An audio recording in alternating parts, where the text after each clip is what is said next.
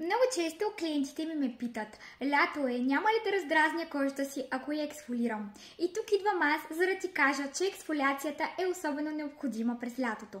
Защо?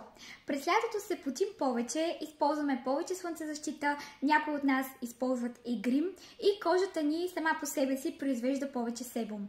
Това е причината за натрупването на мъртви рогови клетки, които остават по повърхността на нашата кожа и пречат на нея да диша и да се обновява. Освен почистването за лице, което е необходимо да правиш веднъж месечно в салона, е важно да знаеш, че можеш да правиш това и в къщи, като нежно ексфолираш кожата си. Днес ще ти разкажа за любимеца на това видео, а именно кремообразния пилинг от серията Essential на Skindor, който е с микросфери от жожоба и е подходящ и за най-чувствителната кожа. В никакъв случай той няма да раздразни кожата ти, а напротив, той ще я почисти, ще регулира себума и ще се грижи за това тя да бъде сияйна, здрава и с равномерен тен.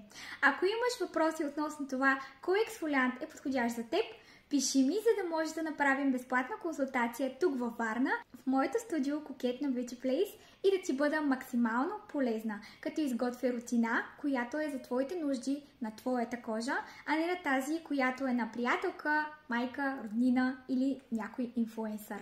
Бъди осъзнат в грижата за кожата и не забравяй, че красотата започва отвътре навън.